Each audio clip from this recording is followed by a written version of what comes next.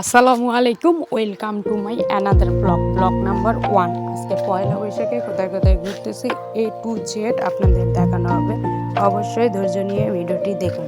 তো প্রথমে আমরা সকালবেলা উঠে গোসল টোসল করে শাড়ি পরে রেডি হয়ে গেছি সেই ভাইরাল কাঠের ব্রিজে যাওয়ার জন্য। তো যেই কথা সেই কাজ, আমরা ভাইরাল ব্রিজে চলে আসলাম। তো এই ভাইরাল কাঠের ব্রিজটা নতুন বন্দরে দেবীগঞ্জে। তো আমরা ফার্ম গেটের রাস্তা দিয়ে সেই পুরনো চেনা জায়গা দিয়ে আমরা কাঠের ব্রিজ দেখতে যাচ্ছি। তো সবাই মিলে হাঁটতেছি, হাঁটতে হাঁটতে অবশেষে আমরা সেই কাঠের ব্রিজ দেখতে পেলাম। চারদিকে সবুজ শ্যামল আর মাঝখানে নদীর মধ্যে নৌকা বইতেছে। অনেকে যে এখানে বালু তুলতেছে। আর সেই কাঠের ব্রিজের নিচে পানির স্রোত যাচ্ছে। অনেক সুন্দর মনোরম একটা জায়গা, পরিবেশ। এখানে অনেকে অনেক সুন্দর সুন্দর ছবি তোলে। তো আমরাও তুলেছি, এর ব্যতিক্রম হয়নি। তো কিছুক্ষণ ছবি তোলানোর পরে দেখি অনেক ভিড়। তো ভিড়ের কারণে আর বেশি ছবি তুলতে পারিনি, সুযোগ পাইনি। তো একটা সুন্দর একটা লুক নিয়ে ভিডিও করে আমরা চলে গেলাম ডোমারের উদ্দেশ্যে। ডোমারের বড় মাঠে মেলা।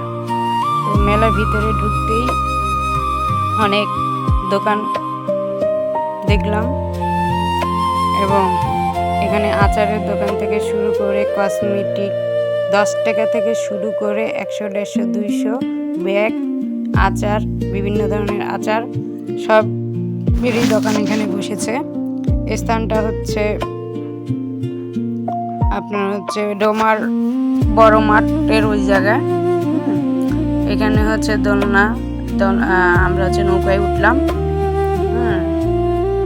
কিন্তু সব থেকে মজার ব্যাপার একজন ওই যে পিচ্ছি তো ভয় পাচ্ছে, তারপর দোয়াদুট পড়া শুরু করে দিয়েছে, কান্না করতেছিল এক সময়।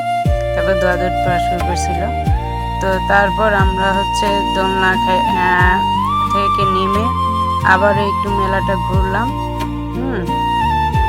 এবং দোলনায় আরো আমরা আরেকজনকে তুলে দিলাম, ছোট্ট বোন। তারপর আমরা নিচে আসি। তো এখানে অনেকের গার্লফ্রেন্ড, পরিবার তার এসেছে। তারপর আমরা পান খাইলাম, সুন্দর সুন্দর পান, মিষ্টি পান।